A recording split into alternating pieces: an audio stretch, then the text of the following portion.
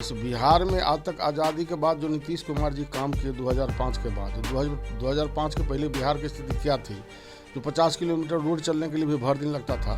लेकिन वही नीतीश कुमार जी ने रात दिन मेहनत करके जिस बिहार को कहता था कभी बिहार विकास नहीं करेगा, सिर्फ आलू बालू और लालू है, कभी बिहार विकास नहीं करेगा, उस बिहार को विकास करके दिखाने का काम किए।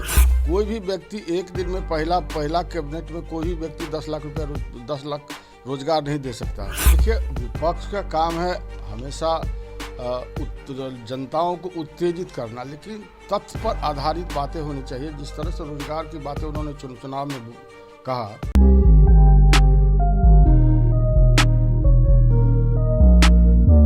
नमस्कार, आप देख रहे हैं भारत लाइव। मैं हूं अभिषेक मिश्रा। चुनाव नतीजे आने के बाद भी, सरकार गठन के बाद भी बिहार की राजनीति का पारा चढ़ा हुआ है और अब तो विधानसभा का सत्र भी चल रहा है, तो विपक्ष हमलावर है। कई मुद्दों को लेकर रोजगार और शुचिता के सवाल पर सरकार को घेरने की कोशिश लगातार हो रही हैं, तो इन्हीं सवालों पर हम बातचीत करने की कोशिश करेंगे। हमारे साथ बिहार सरकार के पूर्व मंत्री, जेडीयू के कद्दावर नेता महेश्वर हजारी जी हैं। असल सवाल की शुरुआत हम इसी रोजगार से शुरू करेंगे। तेजस्वी यादव ने कहा है कल विधानसभा में कि विधानसभा परिसर में पत्रकारों से बात करते हुए कि 19 लाख रोजगार देने का वादा किया है बीजेपी ने, और जाहिर है अब तो सरकार की जिम्मेवारी बन गई है। मुख्यमंत्री नीतीश कुमार सरकार का नेतृत्व कर रहे हैं, तो अगर ऐसा नहीं हुआ तो हम सड़क पर उतरेंगे। देखिए, विपक्ष का काम है हमेशा जनताओं को उत्तेजित करना, लेकिन तथ्य पर आधारित बातें होनी चाहिए। जिस तरह से रोजगार की बातें उन्होंने चुनाव में कहा, तो हम लोग भी बिहार सरकार के मंत्री रहे हैं और जो बोले वह भी मंत्री रह चुके थे, डिप्टी सीएम रह चुके हैं। कोई भी व्यक्ति एक दिन में पहला कैबिनेट में कोई भी व्यक्ति 10 लाख रुपया 10 लाख रोजगार नहीं दे सकता है।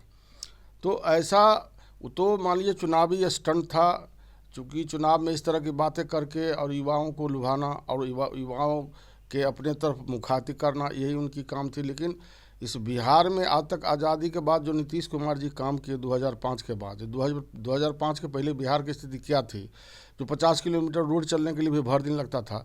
लेकिन वही नीतीश कुमार जी ने रात दिन मेहनत करके जिस बिहार को कहता था कभी बिहार विकास नहीं करेगा, सिर्फ आलू बालू और लालू है, कभी बिहार विकास नहीं करेगा, उस बिहार को विकास करके दिखाने का काम किए। बिजली के सेक्टर में हो, पुल पुलिया के सेक्टर में हो, रोड के सेक्टर में, हर सेक्टर में उन्होंने काम करने का काम सवाल रहा है सर। लेकिन रोजगार के जहाँ तक बात किए, तो आदरणीय नेता हमारे नीतीश कुमार जी कभी भी जिक्र पूरे विधानसभा चुनाव में कहीं नहीं किए, क्योंकि हमारे नेता जो बोलते हैं वही करते हैं नीतीश कुमार जी। भारतीय जनता पार्टी भी यह नहीं कही थी कि 19 लाख लोगों को हम रोजगार का सृजन करेंगे। रोजगार का सृजन मीन्स होता है जो छोटे छोटे लघु उद्योग लगा करके उसमें लोगों को एम्प्लॉय करना, यह भी रोजगार होता है। तो झूठ हमारी सरकार एनडीए नहीं बोलेगी, चाहे भारत सरकार हो चाहे बिहार सरकार हो। तो हम लोग विपक्ष में हैं नहीं जो कुछ से कुछ बोल देंगे, इसलिए जो बोलना चाहिए वही जमीन पर उतारना चाहिए। यही हम लोगों के जीवन में सीखे या करेंगे। क्या लगता है, आपने ठीक कहा, नीतीश कुमार ने 19 लाख रोजगार को लेकर भी अपनी चुनावी सभाओं में कुछ नहीं कहा, और तेजस्वी यादव ने जो 10 लाख रोजगार की बात की उसको लेकर भी कहा कि भाई पैसा कहाँ से आएगा। और जाहिर है नीतीश कुमार ने जो सवाल किया है वो वाजिब है। बिहार जैसे राज्य में एक साथ 10 लाख कहीं मैंने भी नहीं सुना। लेकिन क्या लगता है कि जिस तरह से बीजेपी ने 19 लाख रोजगार की बात की, 4 लाख सरकारी नौकरियां, जहां जो मेरी जानकारी है, बाकी रोजगार के सृजन की बात की, उससे सरकार की चुनौतियां और बढ़ा दी, नीतीश कुमार की चुनौतियां और बढ़ा दी बीजेपी ने वादा करके। क्योंकि अब तेजस्वी यादव कह रहे हैं कि हम आंदोलन करेंगे। वादा भले ही बीजेपी ने किया है, लेकिन सरकार का नेतृत्व तो मुख्यमंत्री नीतीश कुमार कर रहे हैं। तो क्या सरकार की चुनौतियां बीजेपी ने ये वादा चुनाव से पहले करके बढ़ा दी है? नहीं, देखिए, वादा हम लोगों की खुशी होगी, और खुशी क्या, हम लोग उस रास्ते पर काम भी करना चालू कर दिया है।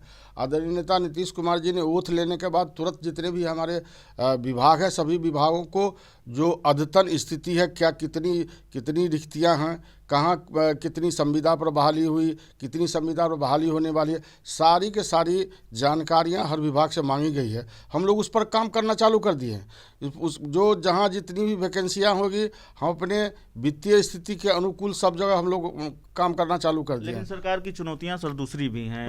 बिहार के शिक्षा मंत्री रहे मेवालाल चौधरी, और जाहिर है उनको लेकर जब कई तरह के आरोप लगे और पुराने मामले ने तूल पकड़ा, तो उनको इस्तीफा देना पड़ा। अब उनकी जगह अशोक चौधरी जी शिक्षा मंत्री बनाए गए हैं। उनको, उनकी पत्नी पर जो आरोप हैं उनको लेकर भी विपक्ष हमलावर हैं। तेजस्वी यादव ने आज ही ट्वीट किया है कि एक को हटवाया तो अब दूसरे को मंत्री बना दिया गया जिन पर इस तरह के आरोप हैं, तो वो किसी सदन के सदस्य भी नहीं है अशोक चौधरी। तो ऐसे में क्या राज है? नीतीश जी बताइए, उनको मुख्यमंत्री बना दिया, उनको शिक्षा मंत्री बना देखिए, दिया। आदरणीय नेता नीतीश कुमार जी के राजपाट में कानून अपना काम करती रहती है। कानून के अनुकूल ही सब चीज़ होते हैं। जो विधि सम्मत होता है वो कार्रवाई हमेशा की जाती है, चाहे कोई भी बड़ा से बड़ा व्यक्ति हो।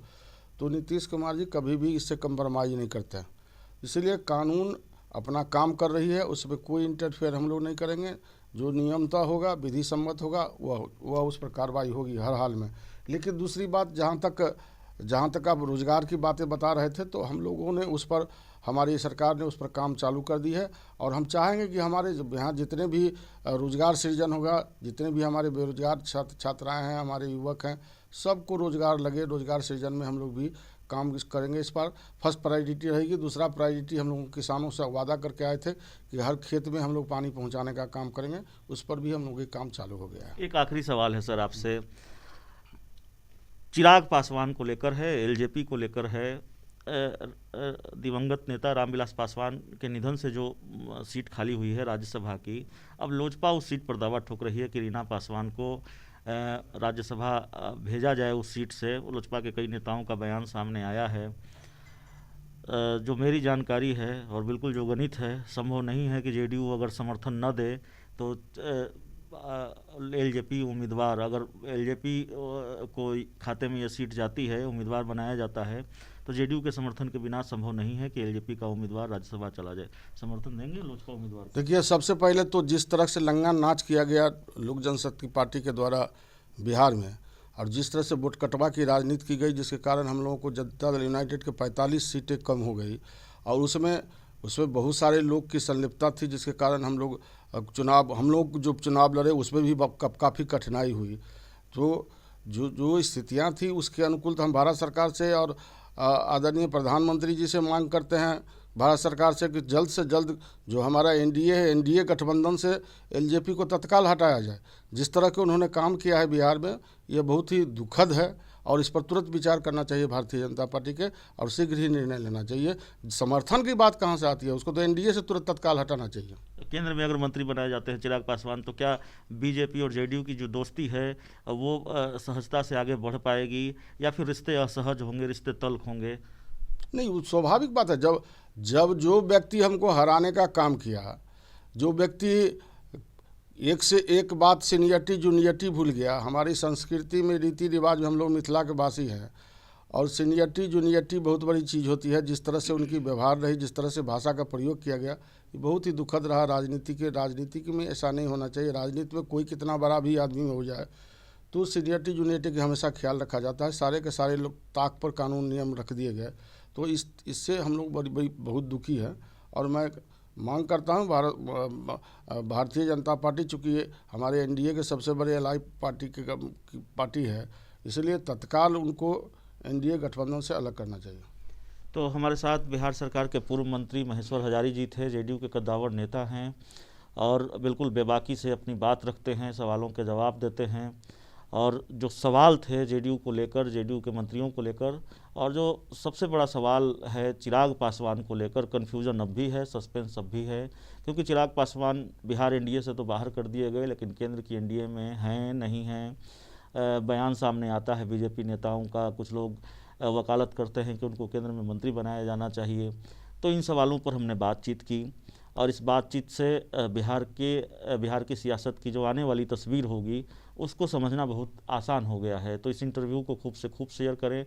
बहुत बहुत धन्यवाद। अगर ये वीडियो पसंद आई और वह बिहार के राजनीति और बिहारियत से सरोकार रखेनी तो सब्सक्राइब बटन दबा के चैनल के सब्सक्राइब कर ली। ओजे एगो घंटी बा, ओकरा बटन दबा देला से कुल सटीक और मारक खबर रुआ मुफ्त में मिल जाई। अगर रुआ पत्रकारिता के हमनी के नया प्रयोग में सहयोग कर चाहतानी तो ज्वाइन बटन दबा दी। पेटीएम नंबर नोट कर ली 9386816700। धन्यवाद।